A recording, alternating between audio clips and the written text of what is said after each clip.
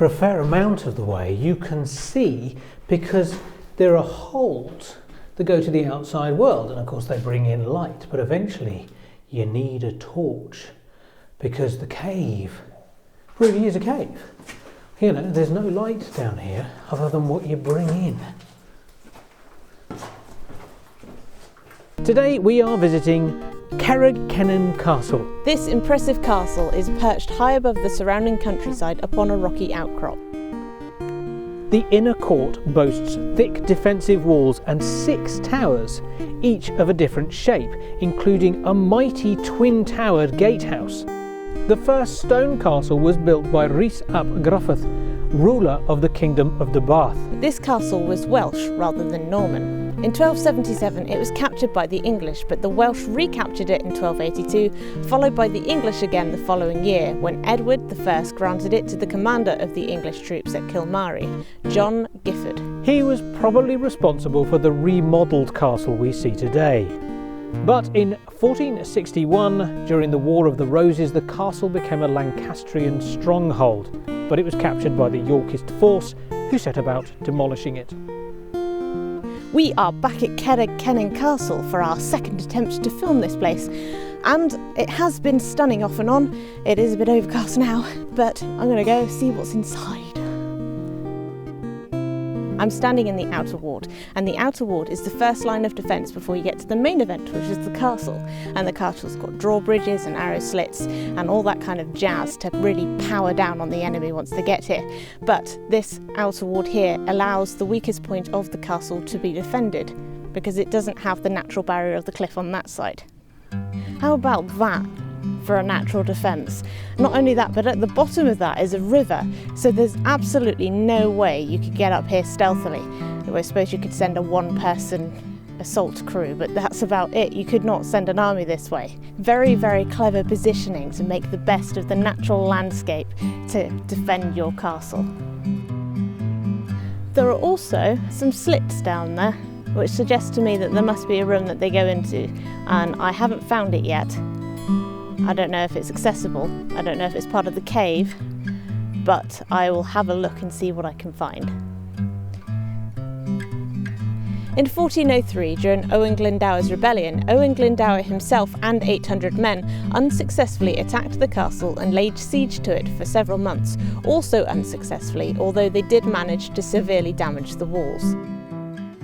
Sitting in the outer ward is this here lime kiln, and I'm presuming it's here because they wanted to make repairs on the castle or make lime mortar for more building work. I do quite like to see a nice kiln.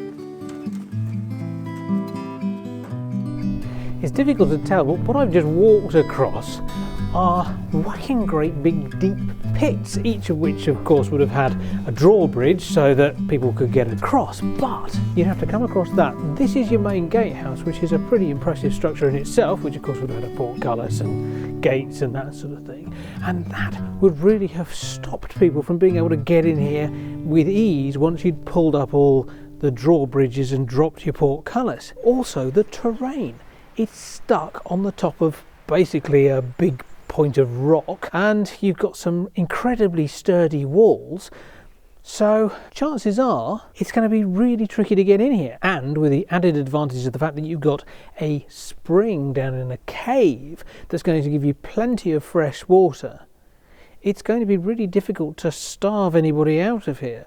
I mean, food is one thing, water is the killer. If you run out of water, it doesn't take very long for you to actually succumb. Once you're inside the castle proper, you begin to realise that there's not a lot of room in here. Okay, it's fine if you can go outside, but imagine you're stuck in here, surrounded by your enemies.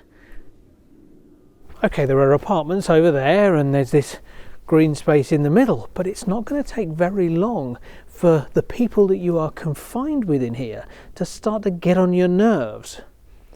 I mean, they do say hell is other people. Imagine that in here with a bunch of rough and ready soldiers. It wouldn't take long before Eric's annoying eating habits and the fact that Fred keeps scratching himself begins to really wear thin. Ladies and gentlemen, what we have here is a bread oven, and I don't normally see ones this intact. I don't know whether it's because Cadw have built it up or it was just this well preserved, but they've still got the dome and the foundations, and I quite like a good bread oven, and I think it's because it's evidence that people actually lived here. You can see a room in a castle and it's got your walls and everything in it, but until you see evidence that people lived like normal people, they ate, they slept, everything like that, it doesn't quite seem real. This makes it more real to me for some reason. I don't know why. Up a flight of stairs and down another flight of stairs from the kitchen, and you're into this, which is the base of one of the towers.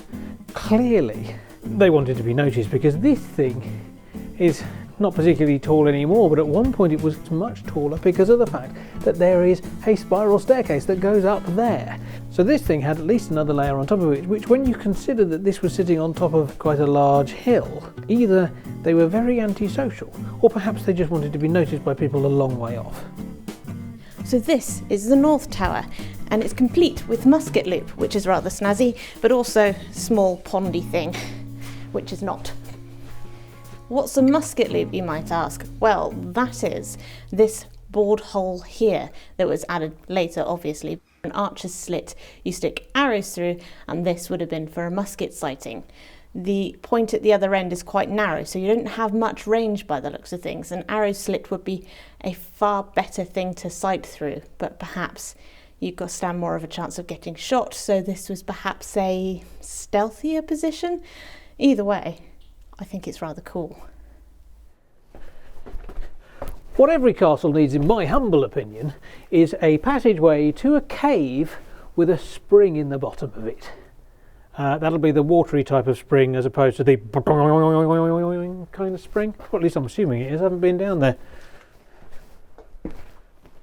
The stairs to the cave might be slippery and narrow, but it does have one heck of a view. Get a load of this.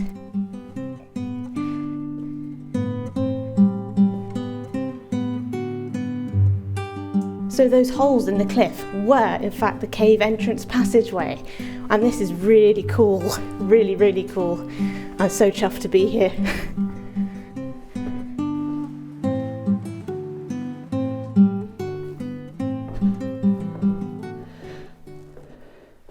For a fair amount of the way you can see, because there are holes that go to the outside world, and of course they bring in light, but eventually you need a torch because the cave really is a cave. You know, there's no light down here other than what you bring in.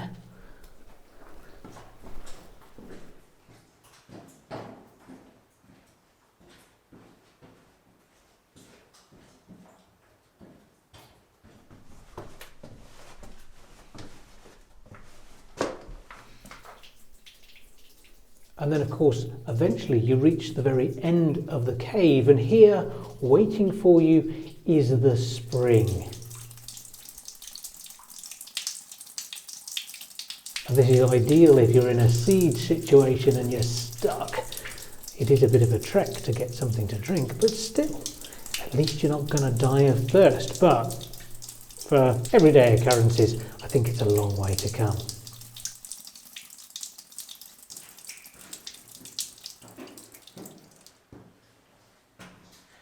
So, what do you make of Carreg Cennen? I like it. I thought it was really cool, especially the approach. That was beautiful because the sun came out and shone straight through the holes and lit up the entire tunnel. It does. I think we timed it perfectly, didn't we? Because it really, you know, had we come at a different time of day, the sun would be in a different position and it just wouldn't have lit it in the way that it is. Obviously, once you get past that point where it's lit, you really are in pitch darkness. And if you don't bring a torch, you're going to miss out. They would have had to use a flamey torch. Oh yeah. Because they had no batteries back then. They did not. No, they did not. Although apparently the ancient Egyptians invented it and then it was lost and then refound and then, all that kind of. But they themselves did not have batteries. No, as far as we know. Yes, and of course there was the musket loophole, which is the first one I've seen in a castle so yeah, far. it does give you the impression that it's been slightly repurposed, doesn't it? Yeah, or not even slightly repurposed. I think because it was used in so many different wars, it was kind of fitted to suit many different methods. Yeah, I think people just looked at this castle and went, you know what, we've got to attack that thing, haven't we? We've got to have a crack at that one.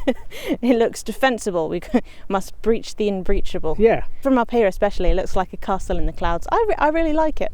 I do. And it is one that you've been pestering us to come and visit. Yes, we've had a couple of people say, go and do Carreg Cennen. Yeah. And we keep meaning to, but the first time we came, we got winded off. It was horrendously windy up here. We've been It's checking the weather. There's no sheltering at all up here. If the weather's nasty, Yeah. you're in it. I would have thought that if we'd gone down into the cave at that stage, then it would have been too gloomy to really see much of anything on the approach either. So And we forgot to bring torches with us. shh. We left them in the car. We bought was them. quite They were funny. just in the car at the bottom of the hill. We got you go down the approach to the rampway, and then it goes into a dingy bit, and there are 3 holes that let in light. And because your eyes are adjusting to the gloom, it looks like they put floodlights down there, but they haven't. No. It's just natural daylight. Assuming you come at the right time of day. Yeah, that's true. If you come at night, then you won't see light at all. No, you won't. If you do go down to the cave, be careful because it's slippery. Be careful, Joe. It's slippery underfoot. Bring a torch, and it's quite cramped in places, so not good if you're claustrophobic. So with that said, we shall see you next time. TTFN.